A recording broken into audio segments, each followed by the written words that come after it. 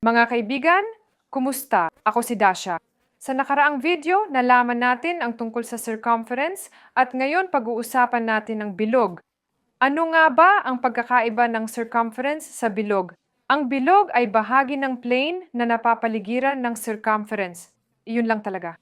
Kaya, halimbawa, ang circumference ay sinusukat sa metro o sentimetro, tama? Samantalang, ang bilog naman ay sinusukat sa square meters o square centimeters.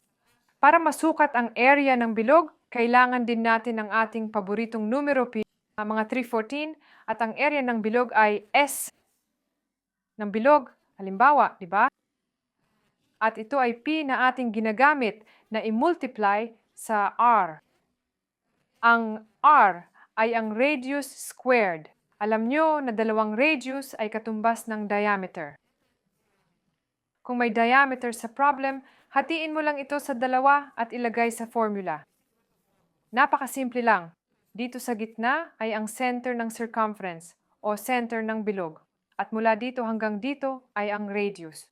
Kalkulahin natin kung gaano kalaki ang area ng bilog. Para sa 3 metro, 5 metro radius, 10 at 1.5 metro. Halimbawa, 314 na beses 3 parisukat ay 9, di ba? Lumalabas, pinarami natin ng 314, pinarami sa 9. 28, 26. Siyempre, maaari mong kalkulahin ito ng direkta sa haligi. Ginagawa ko lang ito ngayon para mapabilis.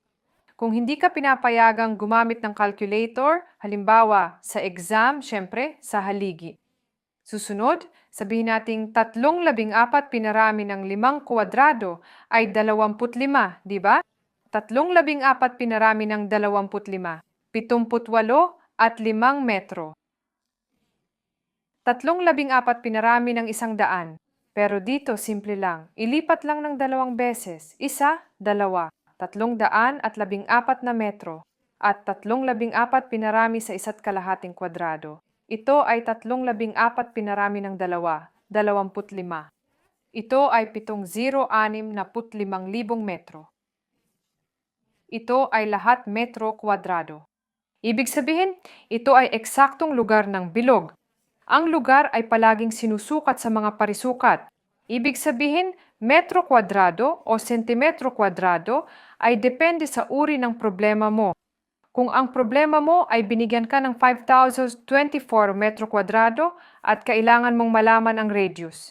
Ilalagay natin, 5,024 ay katumbas ng 3.14 na pinarami sa radius squared. Tama? Kaya ang radius squared ay 5,024 na hinati sa 3.14 katumbas ng 5,024 hinati sa 3.14 na nagiging 16. At ang ugat nito, oo, ang ugat ng 16 ay katumbas ng 4 o 4 na metro. Ito nga ang ating metro. Ibig sabihin, ang radius ay sinusukat sa metro at ang area ng bilog ay sinusukat sa metro kwadrado. Kung nakatulong ang video na ito, huwag kalimutang mag-like. Maging masaya kayong lahat. Paalam!